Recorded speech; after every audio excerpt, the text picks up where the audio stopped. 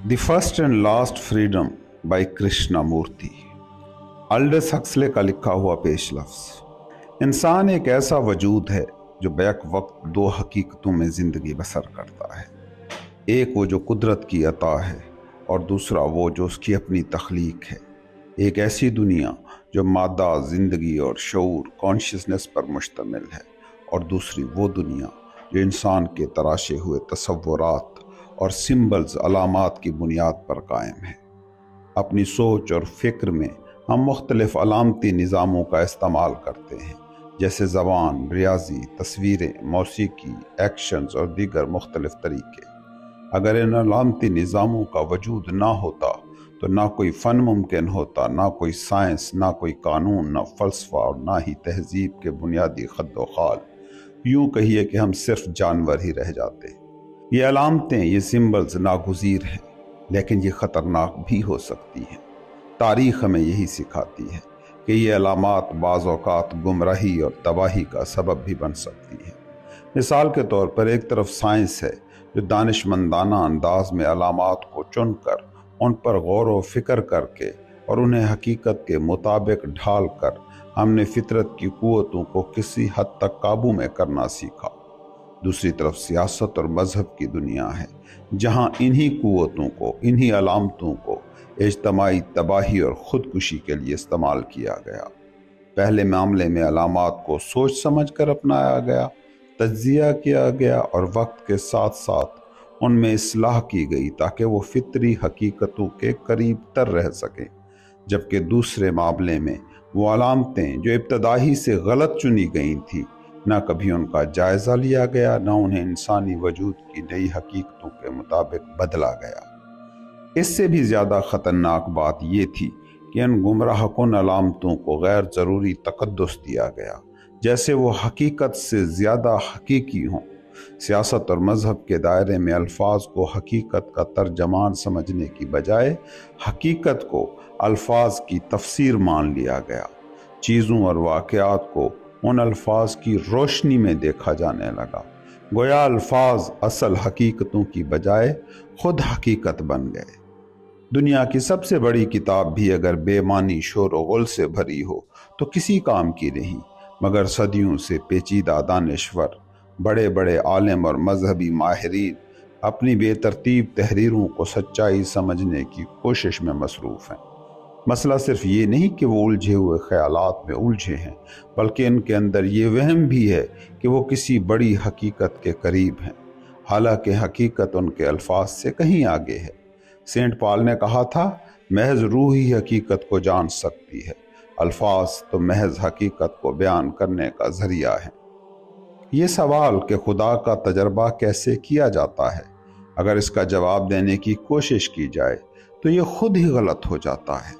दुनिया के दूसरे हिस्सों में अजीम तरीन दिमागों ने एक ही हकीकत को समझने की कोशिश की, मगर उनके रास्ते मुख्तलिफ थे। सच्चाई तुम्हारे अंदर है, इसे बाहर तलाश करने की ज़रूरत नहीं। बुधा ने कभी सच्चाई को पोशीदा नहीं किया, मगर इन बातों को सुनकर भी कुछ लोग इन्हें महज फ़लसफ़ियाना ख़यालात समझते रहे और इन्हें अपनी महदूद समझ से देखने की कोशिश करते रहे। सदियों से मुख्तलिफ ज़बानों के माहिरीन और फ़लसफ़ियों ने इन ख़यालात का बारीक बीनी से मुताला किया है, मगर हकीकत यह है कि इंसान हमेशा सोचने के लिए ज़बान का मोहताज नहीं।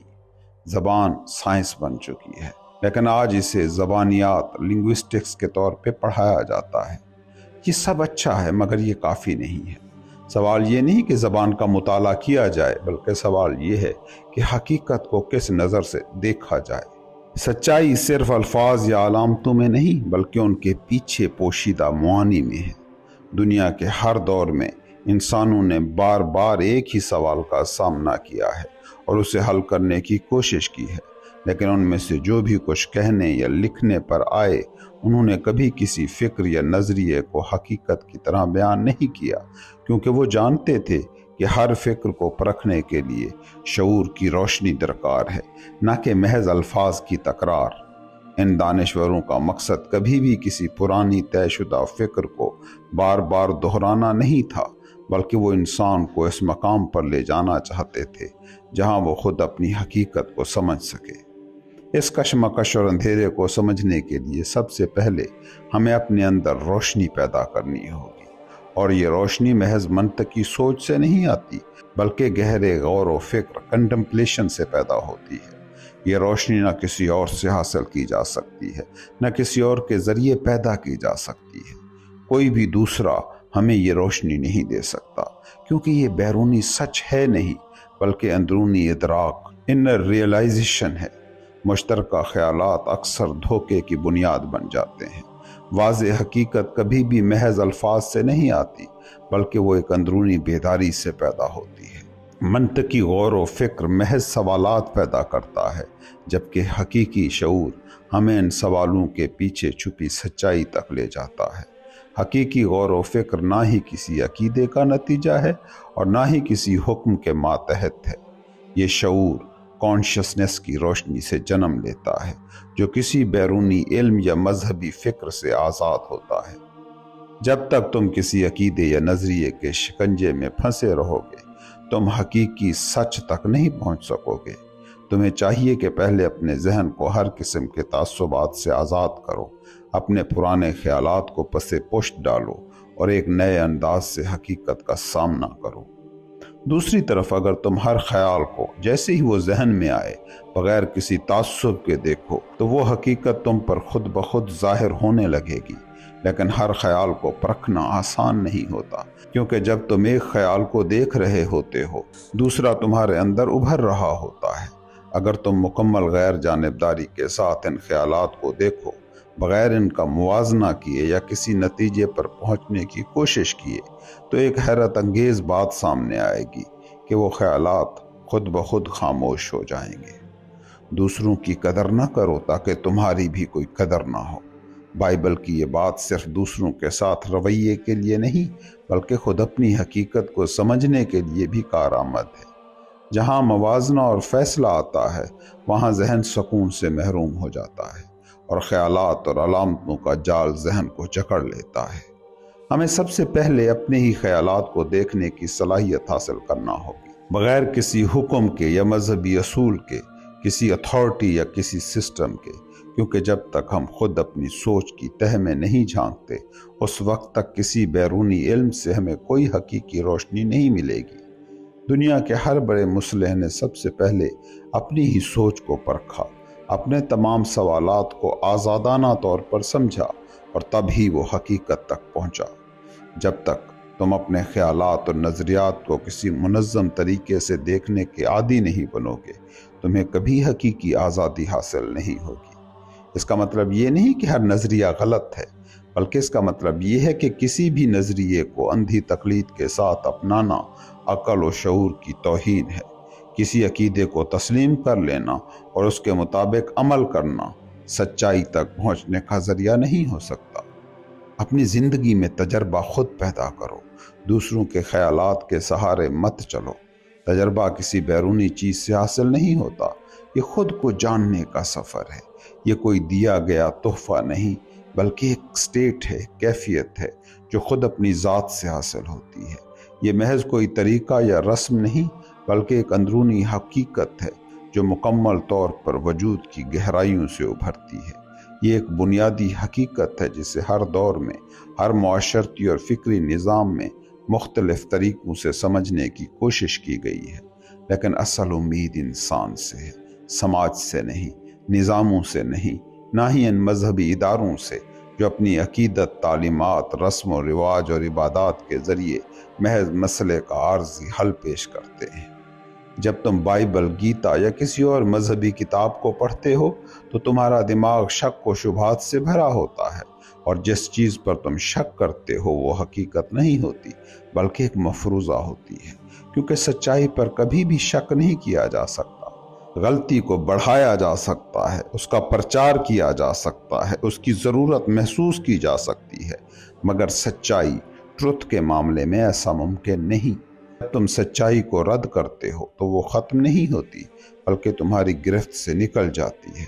इसीलिए मजहबी तालीमात अक्सर गैर ज़रूरी मालूम होती हैं और वो तुम्हें सिर्फ अकीदे के तौर पर पेश की जाती हैं, जैसे कि वही सब कुछ है। लेकिन हकीकत ये है कि जो भी अकीदे पर मुनहसर हो وہ مکمل نہیں ہو سکتا۔ ایمان ضروری طور پر پیدا ہوتا ہے، مگر یہ بھی حقیقت ہے کہ جو شخص اپنے ایمان کی مکمل حفاظت کرتا ہے وہی اس کا اہل ہو سکتا ہے، لیکن جو اپنی عملی زندگی میں مسائل کا شکار ہے وہ خیالی عقیدوں کو مضبوط بنانے میں لگا رہتا ہے۔ یہ وہی روش ہے جو ہمیں خود سے حقیقت کو جاننے سے روکتی ہے۔ یہی وجہ ہے کہ نجات کی تلاش میں چلنے والا ہر انسان سب سے پہلے خود کو آزاد کرنے کی کوشش کرتا ہے، کسی عقیدے، فلسفے یا نظریے کے ذریعے نہیں، بلکہ براہ راست حقیقت کے ادراک کے ذریعے۔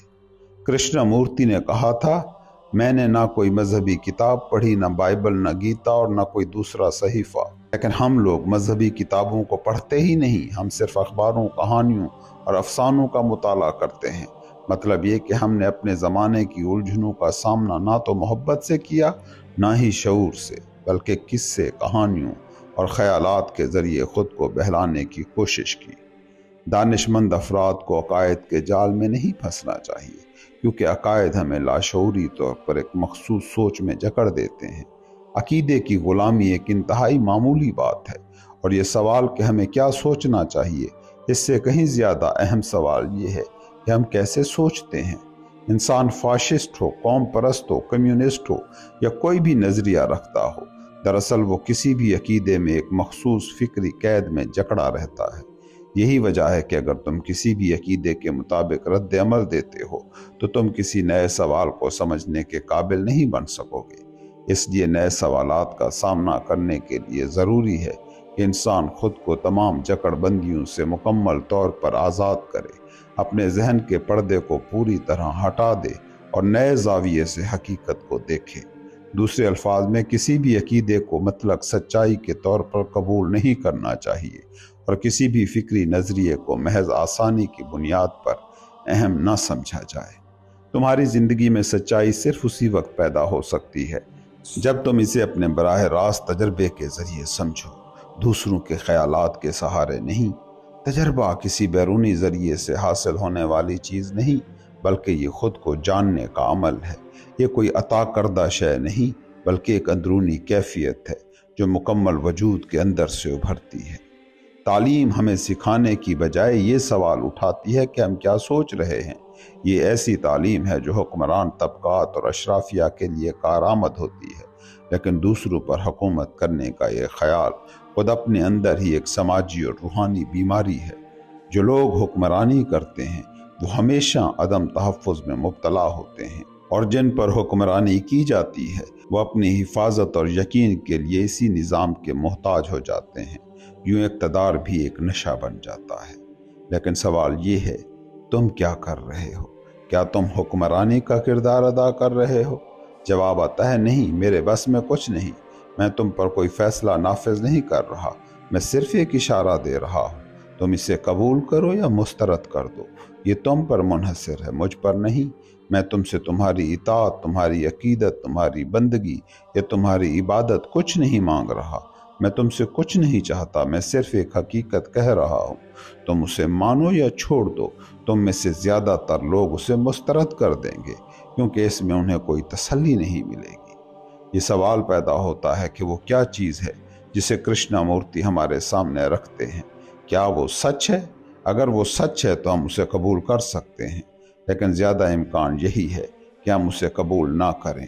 جیسا کہ ہم دیکھتے ہیں، وہ نہ تو کسی عقیدے کی تشکیل کرتے ہیں، نہ کسی فلسفے کی وضاحت کرتے ہیں، نہ کسی نئے نظریے کی دعوت دیتے ہیں، نہ وہ کوئی قیادت پیش کرتے ہیں، نہ کوئی نظام، نہ کوئی روحانی راستہ، اور نہ ہی کسی قسم کی مثالیت پسندی۔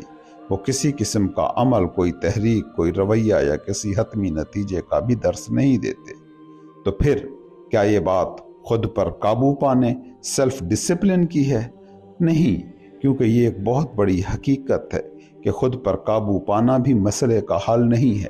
اس کا حل صرف اسی وقت ممکن ہے جب ہماری سوچ بے ساختہ ہو، سپونٹینیس ہو، اور وہ تمام عقائد و نظریات جو ہمیں قید کیے رکھتے ہیں ان سے آزاد ہو۔ حقیقت یہ ہے کہ خود پر قابو پانے کی کوشش صرف ایک مصنوعی نظم و ضبط پیدا کرتی ہے، جو اصل میں صرف دباؤ اور قید کی ایک صورت ہے۔ ایسی تربیتیں جنہیں کرشنا مورتی ہمیں نہیں دیتے، ان کی فہرست طویل ہو سکتی ہے، لیکن وہ جو دیتے ہیں اسے دعا، پریئر کہا جا سکتا ہے۔ لیکن اس کا مطلب یہ نہیں کہ یہ کوئی عام دعا ہے، بلکہ یہ وہ جواب ہے جو ہماری تمام سوچوں کا جوہر بن سکتا ہے۔ یہ جواب کسی آواز یا کسی مخصوص عمل میں نہیں آتا، بلکہ یہ تب آتا ہے جب تمہاری تمام فکری الجھنیں، تمام خیالات کا شور اور تمہارا ذہنی انتشار بالکل ختم ہو جاتا ہے۔ دعا تمہیں وہی جواب دے سکتی ہے جس کی تم تلاش کر رہے ہو، لیکن وہ جواب نہ تمہاری زبان سے نکلنے والے لفظوں میں ہوگا، نہ کسی مقررہ سوچ کے ذریعے، بلکہ وہ جواب تمہاری ذہنی گرفت کو ختم کرنے کے بعد آئے گا۔ وہ تمہاری ساری خواہشوں کو فنا کرنے کے بعد ہی ابھرے گا۔ اب تم کہو گے کہ جب ہم دعا کرتے ہیں تو ہوتا کیا ہے؟ کرشنا مورتی اس کا جواب دیتے ہیں، جب تم دعا کرتے ہو، مسلسل ایک ہی لفظ دہراتے ہو اور اپنی سوچ کو ایک نقطے پر مرکوز کرتے ہو، تو تمہارا ذہن ساکت ہو جاتا ہے۔ لیکن کیا اس ساکت ہونے میں حقیقت کی جھلک موجود ہوتی ہے؟ نہیں، یہ محض ایک ذہنی سکون ہوتا ہے جو خیالات کی مسلسل تکرار سے حاصل ہوتا ہے۔ اگر تم کوئی دعا مانگتے ہو اور تمہاری خواہش پوری ہو جاتی ہے تو یہ بھی ایک امکان ہے، مگر یہ کوئی الہامی حقیقت نہیں۔ جو تم چاہتے ہو وہ مل سکتا ہے، لیکن یہ حقیقت نہیں ہوتی۔ اگر تم کسی شے کے طلبگار ہو اور اس کے لیے دعا کرتے ہو تو تم اسے پا لیتے ہو، لیکن بعد میں تمہیں اس کی قیمت چکانی پڑتی ہے۔ دعا اور عبادت ہمیں سچائی کی طرف لے جا سکتے ہیں، لیکن عبادت بھی انہی چیزوں میں شامل ہے جو ہمیں کرشنا مورتی کے مطابق حقیقت تک پہنچنے نہیں دیتی، کیونکہ عبادت ایک مشق، ایک پریکٹس ہے، اور مشق ہمیشہ قید، کنڈیشننگ ہوتی ہے۔ جب تم کسی ایک خیال کو چن کر اس پر مکمل توجہ مرکوز کرتے ہو تو تم ایک دیوار کھڑی کر لیتے ہو، اور اس طرح تم خود کو باقی تمام خیالات سے کاٹ لیتے ہو۔ یہی مراقبہ، میڈیٹیشن کا عمل ہوتا ہے، جہاں کسی مخصوص تصور پر مکمل توجہ دی جاتی ہے۔ لیکن کیا تم نے کبھی غور کیا کہ تم یہ انتخاب کیوں کرتے ہو؟ تم یہ کیسے فیصلہ کرتے ہو کہ فلاں خیال سچا ہے، بڑا ہے، عظیم ہے، اور باقی سب خیال غیر ضروری ہیں؟ یہ بالکل واضح ہے کہ تمہارا یہ انتخاب خوشی، کامیابی یا کسی طرح کے انعام کے وعدے پر مبنی ہوتا ہے۔ یہ بھی ہو سکتا ہے کہ یہ عمل فرد کی شناخت، آئیڈینٹی اور معاشرتی روایات کا نتیجہ ہو۔ تو پھر تم عبادت کیوں کرتے ہو؟ کیوں تم صرف ایک خیال کو چنتے ہو اور باقی خیالات کو چھوڑ دیتے ہو؟ کیا تم ہر خیال کا تجزیہ کرتے ہو؟ اگر تمہارا ذہن بہت سے خیالات رکھتا ہے تو تم صرف ایک ہی کو کیوں پکڑتے ہو؟ اور کیا تم دوسرے خیالات کی جانچ کرتے ہو؟ اگر تم تعصب سے آزاد ہو، اگر تم مقابلے، پسند ناپسند، جانبداری سے پاک ہو، تو تم دیکھو گے کہ جس خیال کو تم دیکھ رہے ہو وہ خود بخود دوسرے خیالات کو روکتا ہے۔ لیکن ہر خیال کو جانچنے کا عمل انتہائی مشکل ہے، کیونکہ جب تم ایک خیال کا مشاہدہ کر رہے ہوتے ہو تو دوسرا خیال فوراً تمہارے ذہن میں آ جاتا ہے۔ مگر اگر تم اس کا گہرا مشاہدہ کرو، بغیر کسی تعصب کے، بغیر کسی جھکاؤ کے، تو تم دیکھو گے کہ خیال محض ایک خیال ہے، اس کے سوا کچھ بھی نہیں۔ دوسروں کی قیمت نہ لگاؤ تاکہ تمہاری بھی قیمت نہ لگائی جائے۔ یہ جملہ صرف دوسروں کے ساتھ برتاؤ کرنے کے لیے نہیں، بلکہ اپنے اندر بھی جھانکنے کے لیے ہے۔ جب تم دوسروں کی قیمت لگاتے ہو، ان کا موازنہ کرتے ہو، ان پر فیصلہ صادر کرتے ہو، تب تم اپنے ذہن میں ایک الجھن پیدا کرتے ہو جو خیالات کو منتشر کر دیتی ہے۔ لیکن اگر تم خود کو اور دوسروں کو موازنہ کرنے کی بجائے صرف سمجھنے کی کوشش کرو تو ایک نیا دروازہ کھلتا ہے۔ تمہیں اپنی سوچ کا معائنہ کرنا ہوگا، کسی طے شدہ اصول کے بغیر، کسی روایت یا نظریے کے بغیر، ورنہ تمہاری سوچ محض تقلید، امیٹیشن بن کر رہ جائے گی جو تمہیں کسی سچائی تک نہیں لے جا سکتی۔ زندگی کی حقیقت کو جاننے کے لیے ضروری ہے کہ تم اسے اپنی نظروں سے دیکھو، کسی دوسرے کی نظریے یا اصول سے نہیں۔ یہی ہے اصل آزادی، جسے کرشنا مورتی اندرونی خاموشی، انر سائلنس کہتے ہیں۔ یہ ایسی آزادی ہے جو ہمیں بے مقصد روایات، جھوٹے عقیدوں اور روایتی جکڑ بندیوں سے آزاد کرتی ہے۔ ایسی خاموشی ہمیں بے سمجھی کی اندھی تقلید سے نجات دلاتی ہے اور حقیقی علم تک لے جاتی ہے۔ حقیقی علم کسی ذریعے سے نہیں ملتا، اسے خود محسوس کرنا پڑتا ہے۔ یہ کوئی ایسی چیز نہیں جو تم باہر سے حاصل کرو، بلکہ اسے دریافت کرنا پڑتا ہے۔ یہ کوئی تحفہ یا انعام نہیں جسے تم پانے کی کوشش کرو، بلکہ یہ ایک کیفیت ہے، جیسے سورج کی روشنی خود موجود ہے، بس تمہیں اسے دیکھنے کی صلاحیت پیدا کرنی ہے۔ یہ کوئی منزل نہیں، بلکہ ایک ایسی حالت ہے جہاں کچھ بھی بننے کی کوشش نہیں رہ جاتی، کچھ پانے کی تگ و دو نہیں ہوتی، بس ایک مکمل کامل شعور، ٹوٹل اویئرنیس ہوتی ہے، ایک مکمل حقیقت۔ یہ ضروری نہیں کہ یہ حالت کسی مشق سے حاصل ہو، کیونکہ مشق خود ایک جال ہے جو فرد کو ماضی کے تجربات سے جوڑ کر رکھتی ہے۔ یہ کسی عظیم فنکار یا فلسفی بننے کی خواہش نہیں، بلکہ صرف حقیقت کو دیکھنے کی سادہ صلاحیت ہے جو خود بخود ظاہر ہوتی ہے جب ذہن تمام جکڑ بندیوں سے، کنڈیشننگ سے آزاد ہوتا ہے۔ اگر تم واقعی سچ تلاش کر رہے ہو تو تمہیں دیکھنا ہوگا کہ تمہاری سوچ کہاں سے آتی ہے۔ کیا یہ کسی روایت، کسی نظریے یا کسی کتاب سے آ رہی ہے؟ اگر ایسا ہے تو یہ حقیقی نہیں ہے، کیونکہ یہ دوسروں کے خیالات کا مجموعہ ہے۔ حقیقت وہ ہے جو تم خود دیکھو، بغیر کسی خارجی اثر کے۔ یہی اصل آگہی ہے، یہی حقیقی آزادی ہے۔ تعارف۔ ہم ہمیشہ ایک دوسرے کو سمجھنے کا دعویٰ کرتے ہیں، لیکن حقیقت میں باہمی مکالمہ اکثر مشکل ہو جاتا ہے۔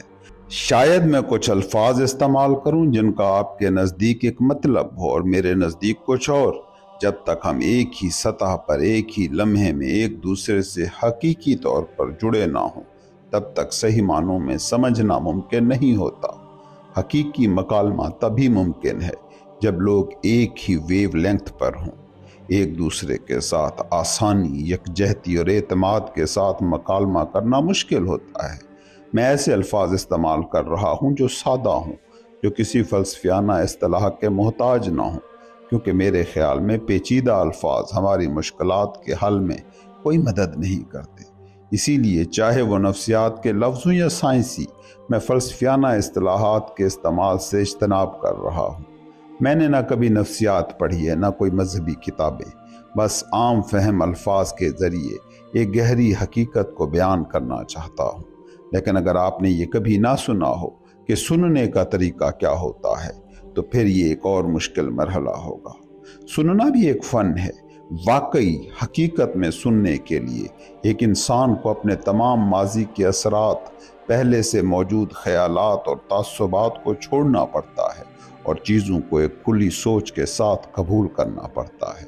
کسی چیز کو تبھی بآسانی سمجھا جا سکتا ہے جب ذہن مکمل طور پر حاضر ہو اور متوجہ ہو، لیکن اکثر ہم سننے کے عمل کے دوران کسی نہ کسی پس منظر میں اپنے فکری روایات، مذہبی یا سائنسی نظریات، روزمرہ کے فکری الجھنے اور فکروں میں الجھے رہتے ہیں، جس کے باعث ہم سننے کے باوجود کچھ نہیں سنتے۔ حقیقت میں ہم خود ہی اپنی آواز سنتے ہیں، بجائے اس کے کہ ہم کسی دوسرے کی بات کو پوری توجہ سے سنیں اور سمجھیں۔ ہم اپنی تعلیم، اپنی ثقافت، ماضی کے اپنے تجربات اور علم کے ذریعے چیزوں کو سننے کے عادی ہیں۔ یہی ایک بڑی مشکل ہے۔ اگر اس مکالمے کے دوران کچھ ایسا کہا جائے جو آپ کے نظریات سے مختلف ہو، تو پہلے اسے تحمل سے سن لیں، بجائے اس کے کہ فوری رد عمل دیں۔ آپ درست ہو سکتے ہیں اور میں غلط، یا شاید ہم دونوں ہی غلط ہوں، لیکن اگر ہم کھلے دل اور کھلے دماغ سے مکالمہ کریں تو ہمیں معلوم ہوگا کہ حقیقت کیا ہے۔ حقیقت ایسی چیز نہیں جو کوئی آپ کو دے دے، آپ کو خود اسے دریافت کرنا ہوگا۔ اس دریافت کے لیے ذہن کو ایک ایسی کیفیت میں ہونا ضروری ہے جہاں وہ بغیر کسی تعصب کے چیزوں کو دیکھ سکے۔ کسی بھی قسم کے پیشگی نظریے، دفاعی رویے یا خود کو محفوظ رکھنے کی کوشش کے بغیر حقیقت کو دریافت کرنا ہی سچائی، ٹروتھ کی تلاش کی طرف پہلا قدم ہے۔ حقیقت کو دریافت کرنے کے لیے سب سے پہلے ہمیں کسی تعصب یا پیشگی سوچ کے بغیر اسے دیکھنا ہوگا۔ ہمیں اپنے تمام ذہنی خیالات، روایات، نظریات کو ایک طرف رکھ کر حقیقت کو اس کے اصل روپ میں دیکھنے کی کوشش کرنا ہوگی۔ جب ہم کسی چیز کو اس کے اصل رنگ میں دیکھنے کی جستجو کرتے ہیں، बगैर किसी ख्याली या नज़रियाती फ्रेम वर्क के, तो ये तहकीक फिर एक हकीकत बन जाती है। जब हम हकीकत को उसके बुनियादी वजूद में दरियाफ्त करते हैं, बगैर अपनी ख्वाहिशात और तवक्कुआत को दरमियान में लाए, तब ही हम हकीकत को समझ सकते हैं। जब हम जो है उसे बगैर किसी रद्द अमल के कबूल कर लेते हैं, तब ही उसका मुशाहिदा करना मुमकिन हो पाता है। जो है को सही तौर पर समझना बगैर किसी वजाहत के, जवाज के, तफसीर के, ये सच्चाई की बुनियाद है। जब हम अपनी पहले से कायम करदा सोच के मुताबिक चीज़ों को बयान करते हैं या उनकी वजाहत करने में लग जाते हैं, तो दर हकीकत हम हकीकत से बहुत दूर चले जाते हैं। अगर हम सच्चाई को उसकी असल शक्ल में देख सकते हैं, उसका मुशाहिदा कर सकते हैं, उसका तज्जिया कर सकते हैं, तो मसला खुद ब खुद हल हो जाएगा। और हम सब दर हकीकत यही कर रहे हैं। जो है इज़्नेस को बदलने या किसी और रंग में पेश करने की कोशिश किए बगैर उसे महज देखना ही हकीकत की, रियलिटी की तलाश का पहला कदम है। जैसे ही हम अपने ख्यालात या तालीमात की बुनियाद पर किसी चीज़ का मतलब निकालना शुरू करते हैं, हम हकीकत से हटने लगते हैं। तो क्या हर चीज़ के साथ जैसी वो हकीकत में है नर्म रवैया अपनाना मुमकिन नहीं? यकीनन समझने के लिए इब्तदा वहीं से करनी होगी। हकीकत को कबूल करना, उसके साथ मुकम्मल हम आहंगी महसूस करना, उसमें गहराई से झांकना और हर किस्म के तासुब और तशद्दुद से पाक होकर उसका मुशाहिदा करना, यही समझने का आगाज़ है। अगर मैं जानता हूँ कि मैं गलत फहमी में हूँ और ये एक ऐसी हकीकत है जिसे मैं अपनी आँखों के सामने देख रहा हूँ, तो उलझन ख़त्म हो जाती है। खुद को समझना और अपनी हकीकत को देखना ही फ़हम व शऊर का आगाज़ है, और ये आपको वक्त की कैद से आज़ाद कर देता है। वक्त की, टाइम की मुदाखलत एक पेचीदा मामला है।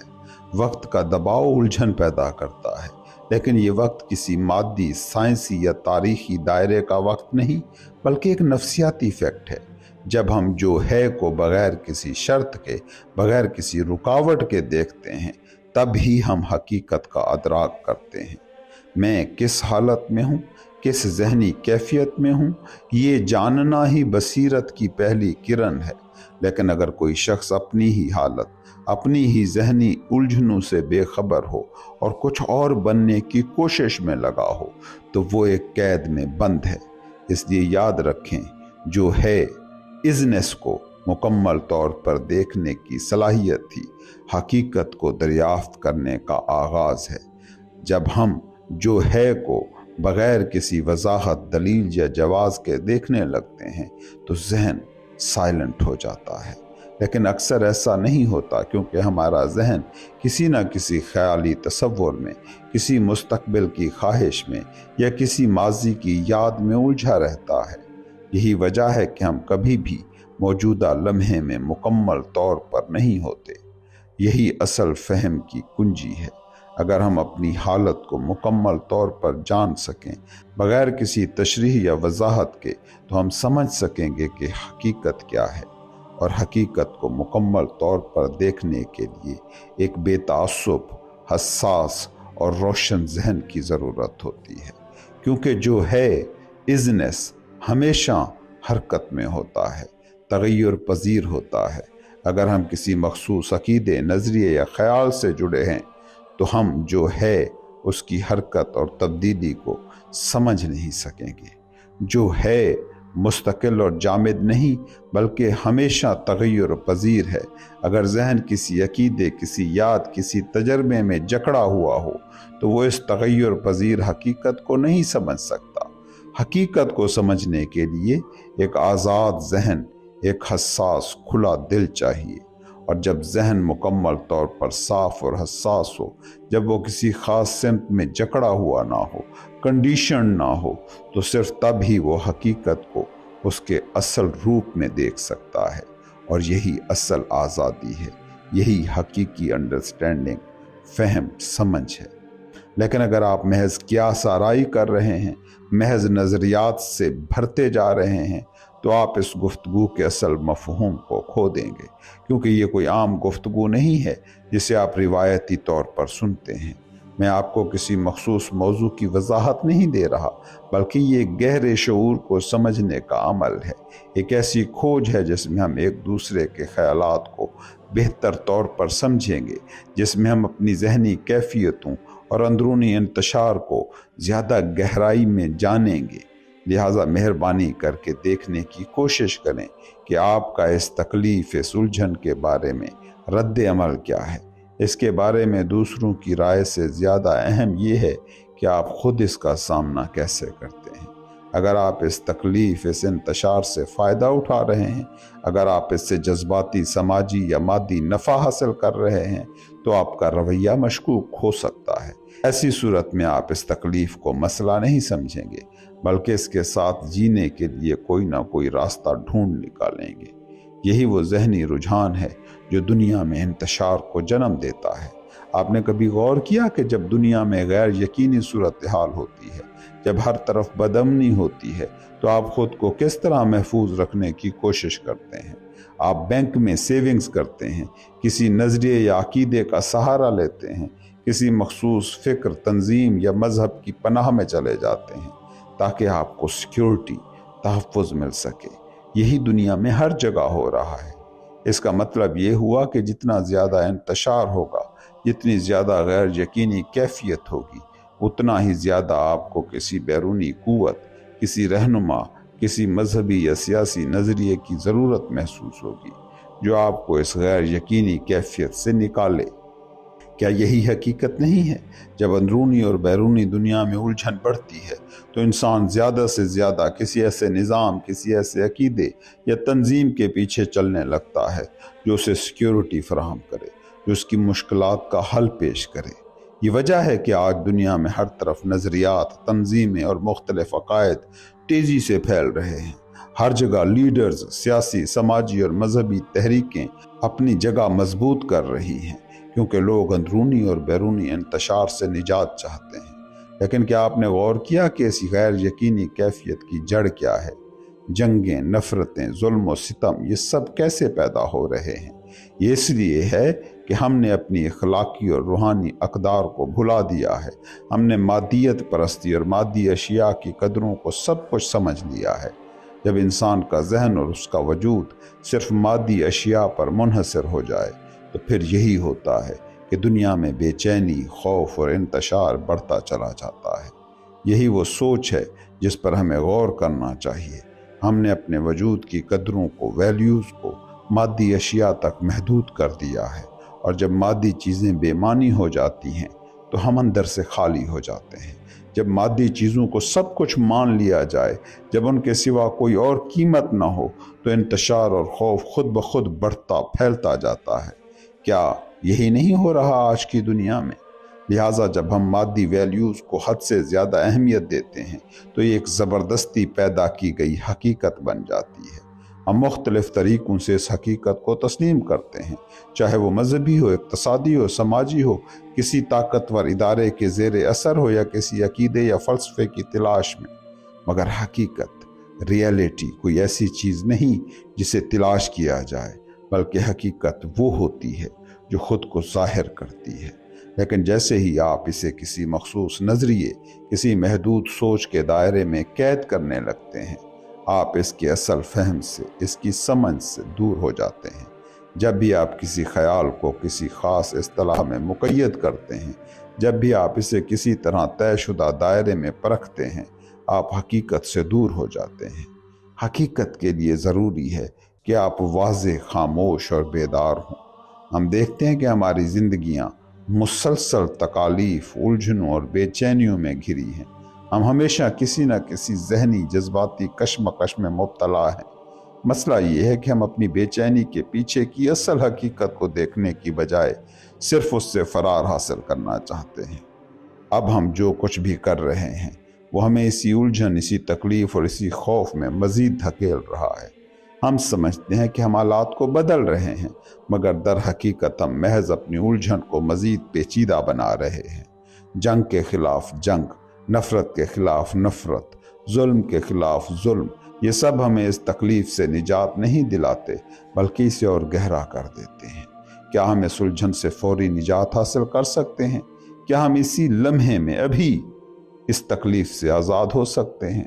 بڑے مفکرین، سنتوں اور دانشوروں نے کسی خاص حالت کو قبول کیا، کسی مخصوص عقیدے کو اپنایا اور خود کو ذہنی طور پر تکلیف اور بے چینی سے دور کرنے کی کوشش کی، لیکن حقیقت یہ ہے کہ وہ تکلیف کو ختم نہیں کر سکتے تھے، کیونکہ تکلیف ایک حقیقت ہے اور حقیقت کو ختم نہیں کیا جا سکتا، اسے صرف سمجھا جا سکتا ہے۔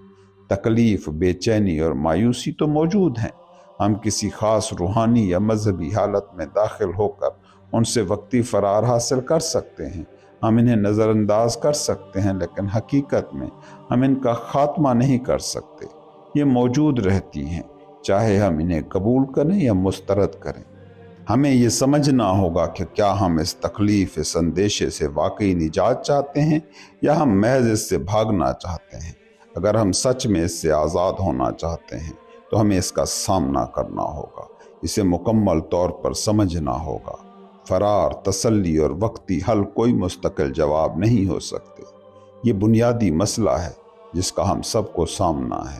ہم چاہتے ہیں کہ کوئی ہمیں اس انتشار سے نکال لے، ہمیں کوئی محفوظ راستہ دکھا دے، لیکن حقیقت یہ ہے کہ ہم خود ہی اس الجھن سے باہر نکل سکتے ہیں اور کوئی نہیں نکالے گا۔ اسی لیے حقیقت کو سمجھنے کے لیے ہمیں فوری نجات کی امیدیں چھوڑنی ہوں گی۔ ہمیں کسی نظریے یا عقیدے میں پناہ لینے کی بجائے خود کو اس حقیقت کے سامنے رکھنا ہوگا، کیونکہ جب ہم اس حقیقت کو قبول کرتے ہیں، اسے مکمل طور پر دیکھتے ہیں، تب ہی ہم آزاد ہو سکتے ہیں۔ تو کیا آپ واقعی اس حقیقت کو سمجھنا چاہتے ہیں یا محض الفاظ میں الجھ کر وقت گزارنا چاہتے ہیں؟ تو پھر کیا یہ ممکن ہے کہ ہم فوری طور پر اس حالت کو پیدا کریں جب ہم سچائی کو خود دیکھ سکیں، جب ہم فوراً بغیر کسی مداخلت کے، بغیر کسی بناوٹ کے، بغیر کسی مصلحت کے حقیقت کو جان سکیں؟ میری گزارش ہوگی کہ یہ ممکن ہے اور یہ ہونا چاہیے، لیکن کسی عقیدے یا منظوری کی بنیاد پر نہیں۔ یہ ذہنی الجھن اور انتشار، یہ حقیقت کو ایک نظریے میں قید کرنے کی کوشش، یہ محض دو مختلف نقطۂ نظر نہیں بلکہ دو مختلف ذہنی جہان ہیں۔ ایک وہ جو قدیم جمود زدہ اور پرانی روایات میں جکڑا ہوا ہے، اور دوسرا وہ جو مسلسل حرکت میں ہے، جو ہر لمحہ حقیقت کو نئے سرے سے دریافت کر رہا ہے۔ اگر پرانا نظریہ مادی اقدار پر مبنی ہے تو نیا نظریہ بھی کسی نہ کسی شکل میں انہی اقدار کا تسلسل ہوگا، بس شکل بدلی ہوگی، جوہر، ایسنس وہی رہے گا۔ لہٰذا اصل سچائی تبھی ممکن ہے جب ہم تعلقات میں، یعنی اپنے شریک حیات، اپنے بچوں، اپنے ساتھیوں، اپنے دوستوں اور اپنے معاشرتی تعلقات میں ہوشیار اور باشعور، کانشیس ہوں۔ اصل میں معاشرہ کوئی بیرونی حقیقت ہے ہی نہیں، جو رشتے ہم نے خود تخلیق کیے ہیں وہی معاشرہ ہے۔ معاشرہ کوئی الگ ہستی نہیں ہے بلکہ ہمارے ہی اندرونی نفسیاتی حالات کی بیرونی تصویر ہے۔ لہٰذا اگر میں اپنے رشتوں کو نہیں سمجھتا تو میں معاشرتی تبدیلی کے بارے میں بات کر کیسے سکتا ہوں؟ یہ ایک واضح حقیقت ہے کہ معاشرتی تبدیلی تبھی ممکن ہے جب میں اپنے تعلقات کو مکمل طور پر سمجھوں، لیکن ہم اکثر یہ سوال نہیں کرتے کہ کیا میں نے معاشرے کو تخلیق کیا ہے یا معاشرے نے مجھے؟ جب تک میں اپنے رشتوں میں الجھا ہوا ہوں، میں ہی اس عدم توازن، اس انتشار، اس الجھن کا سبب بنتا ہوں۔ اس کا مطلب ہے کہ جب تک میں اپنے اندر تبدیلی نہیں لاتا، معاشرتی تبدیلی بھی محض ایک خواب ہی رہے گی۔ ہم اکثر کہتے ہیں کہ ہمیں کسی نظام، کسی سسٹم، کسی طریقے، کسی تنظیم کے ذریعے معاشرتی تبدیلی لانی ہے، لیکن حقیقت یہ ہے کہ ہر نظام انسان کے اندرونی انقلاب کے بغیر بے معنی ہے۔ تاریخ یہ دکھاتی ہے کہ جب تک ہم اپنے رشتوں کو نہیں سمجھتے، جب تک ہم اپنی نفسیاتی الجھنوں کو نہیں سلجھاتے، ہم صرف ایک مصنوعی تبدیلی تخلیق کر سکتے ہیں جو زیادہ دیر قائم نہیں رہ سکتی۔